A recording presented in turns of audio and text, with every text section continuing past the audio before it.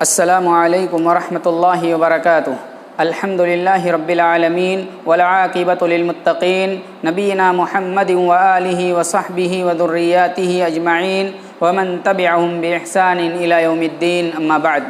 اعوذ باللہ من الشیطان الرجیم، بسم اللہ الرحمن الرحیم۔ وسارعوا الی مغفرۃ من ربکم وجنۃ عرضها السماوات والارض اعدت للمتقین۔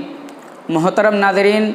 رمضان المبارک کے مقدس ایام ہم پر سایہ فگن ہیں۔ یہ رحمت و غفران کے ایام ہیں، یہ جہنم سے آزادی کے ایام ہیں۔ یہ ایام ایسے ہیں جس میں اللہ رب العالمین اپنے بہت سارے بندوں کے نام جہنم سے آزادی کا پروانہ لکھتا ہے۔ تو ہم پر بھی لازم ہے کہ ہم اپنے گناہوں کی توبہ رب العزت والجلال سے کریں، اپنے گناہوں کی معافی مانگیں، توبہ اور استغفار کریں، اور توبہ اور استغفار کر کے اللہ رب العزت والجلال کی خاص رحمت کے سائے میں آ جائیں، اور اللہ رب العالمین سے دعا بھی کریں، الہ العالمین تو ہم سب کو جہنم سے آزاد فرما دے، الہ العالمین تو ہمیں جہنم سے آزاد فرما دے۔ محترم ناظرین، گنہگار بندے اللہ رب العالمین کے یہاں اگر جائیں گے تو اللہ تبارک و تعالیٰ انہیں ضرور معاف کرے گا، کیونکہ اللہ تبارک و تعالیٰ کا وعدہ ہے، اے میرے بندوں، اپنے اوپر اسراف کرنے کے باوجود میری رحمت سے مایوس نہ ہو۔ اللہ فرماتا ہے، قل یا عبادی الذین اسرفوا علی انفسہم لا تقنطوا من رحمت اللہ ان اللہ یغفر الذنوب جمیعا انہ هو الغفور الرحیم۔ اے میرے بندو، اگر تم نے اپنے نفس پر اسراف کر لیا، یعنی اپنے نفس کو گناہ پر پیش کر لیا اور گناہ کر بیٹھے، تو اس گناہ کے کرنے کے بعد مایوس نہ ہونا اللہ کی رحمت سے، اللہ کی رحمت سے نا امید نہ ہونا۔ لا تقنطوا من رحمت اللہ، اللہ کی رحمت سے مایوس نہ ہونا۔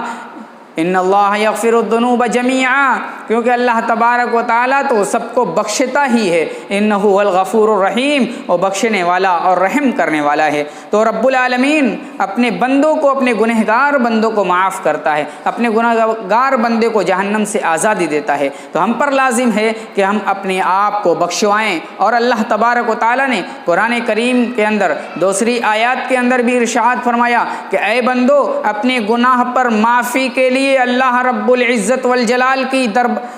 بارگاہ میں، اللہ رب العزت والجلال کی دربار میں، اس کے دربار میں حاضری دو اور اس سے اپنے گناہوں کی معافی مانگو۔ آئیے قرآن کی آیت کریمہ دیکھتے ہیں۔ اللہ فرماتا ہے، وَسَارِعُوا إِلَى مَغْفِرَةٍ مِّن رَّبِّكُمْ وَجَنَّةٍ عَرْضُهَا السَّمَاوَاتُ وَالْأَرْضُ أُعِدَّتْ لِلْمُتَّقِينَ۔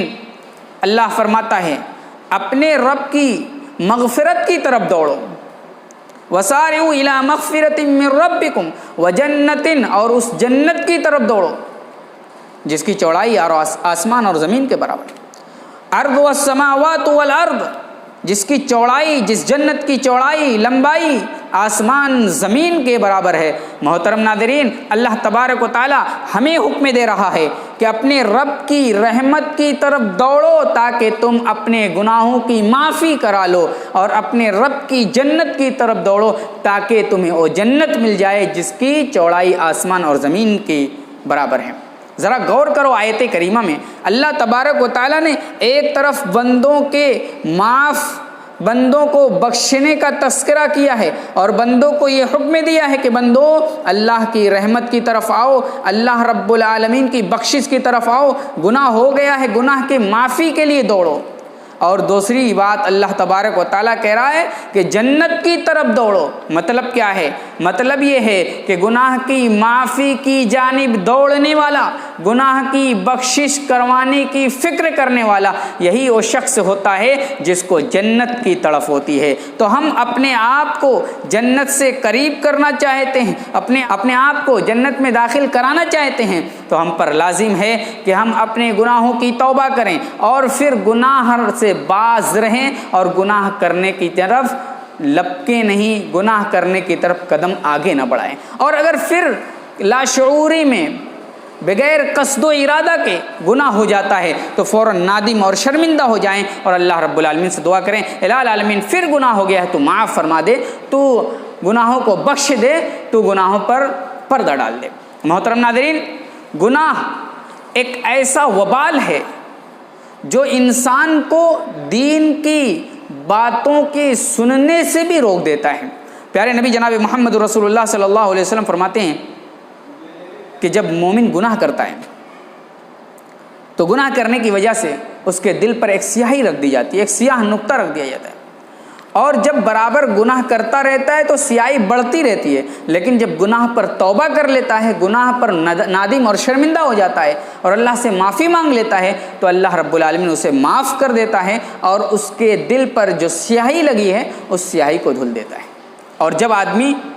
گناہ پر گناہ کرتا رہتا ہے تو پورا دل سیاہ ہو جاتا ہے، اور جب دل سیاہ ہو جاتا ہے تو پھر اس کو دین کی باتیں، اسلام کی باتیں، اچھی باتیں، راہ ہدایت کی باتیں اس کو سمجھ میں نہیں آتی ہیں، کیونکہ اس کے دل کے اندر زنگ لگ گیا ہے۔ اور اسی بات کو اللہ تبارک و تعالیٰ نے قرآن کریم کے اندر ارشاد فرمایا، کلا بل ران علی قلوبہم ما کانوا یکسبون، ہرگز نہیں، ان کے دلوں پر زنگ لگا ہوا ہے اسی وجہ سے جو یہ لوگ کرتے تھے، یعنی ان کے گناہوں کی بدولت، ان کے گناہوں کی وجہ سے ان کے دلوں پر زنگ لگا ہوا ہے، اور اس زنگ آلود دل ایسا دل ہے جس کے دل میں دین اور اسلام کی باتیں جمتی نہیں ہیں، اس کے دل کے اندر، اس کے دل کے گوشے میں دین اسلام کی بات بیٹھتی نہیں، کیونکہ اس کے دل کی جو رگ اور نس ہے جس کے راستے سے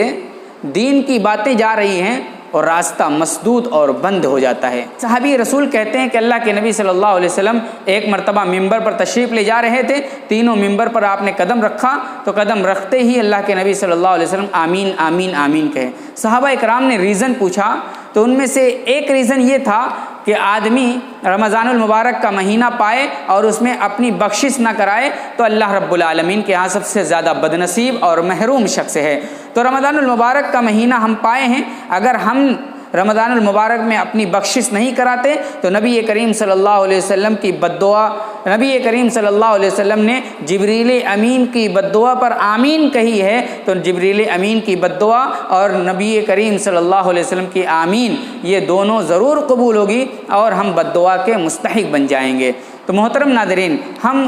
اپنے آپ کو اللہ رب العالمین سے بخشوانے کی کوشش کریں۔ اللہ رب العالمین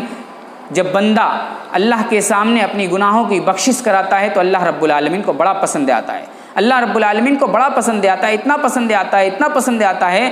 کہ اللہ رب العالمین نے نبی کریم صلی اللہ علیہ وسلم کی زبانی اس کی مثال بیان کرائی ہے۔ اللہ کے نبی کہتے ہیں ایک آدمی اپنے اونٹ پر ساز و سامان لے کر کے سفر کے لیے نکلتا ہے، سفر پر جاتا ہے، لیکن اچانک اس کی اونٹنی ساز و سامان کے ساتھ گم ہو جاتی ہے تو بہت ڈھونڈتا ہے، تلاش کرتا ہے لیکن ملتی نہیں ہے، مایوس ہو کر کے آ کر کے کہیں سائے میں سو جاتا ہے، اور پھر وہ اپنی زندگی کی فکر کرتا ہے، آنکھ لگتی ہے، آنکھ جب کھلتی ہے تو دیکھتا ہے کہ اس کی اونٹنی ماں ساز و سامان کے موجود ہے۔ اتنی خوشی ہوتی ہے، اتنی خوشی اس کو ہوتی ہے کہ اس خوشی کے عالم میں کہتا ہے اے اللہ میں تیرا رب ہوں اور تو میرا بندہ ہے۔ اتنی خوشی ہوتی ہے کہ خوشی کے عالم میں وہ الٹی بات کہہ دیتا ہے کہ اللہ میں تیرا رب ہوں اور تو میرا بندہ ہے۔ اللہ کے نبی صلی اللہ علیہ وسلم کہتے ہیں جب بندہ اللہ سے توبہ کرتا ہے، اللہ سے مانگتا ہے، گناہ کی معافی مانگتا ہے تو اللہ رب العالمین کو اس سے زیادہ خوشی ہوتی ہے، اس سے زیادہ اللہ رب العالمین خوش ہوتا ہے۔ تو محترم ناظرین، ہم اپنی گناہوں کی معافی مانگیں، اللہ رب العالمین سے کہیں اللہ ہمارے گناہوں کی کو معاف فرما دے، اور جو شرائط ہیں ان شرائط کو بھی مد نظر رکھیں۔ مثلا جو گناہ کیا ہے اس گناہ کو چھوڑ دیں، آئندہ گناہ کرنے کا عزم نہ کریں اور گناہ پر ندامت اور شرمندگی کا اظہار کریں۔ چوتھی شرط ایک یہ بھی ملا لیں، اگر اس گناہ کا تعلق کسی بندے سے یا حقوق العباد سے ہے تو اس بندے سے جا کر کے بھی معافی مانگ لیں۔ جب ہم اس طرح کے شرائط کے ساتھ اپنے گناہوں کی توبہ کریں گے تو اللہ رب العالمین ضرور معاف کرے گا۔ اللہ رب العالمین ہم سب کو نیک عمل کرنے کی توفیق عطا فرما، اور اے اللہ ہمارے گناہوں کو معاف فرما دے، رمضان کی برکتوں اور رمضان کی رحمتوں سے ہم سب کو بخش دے۔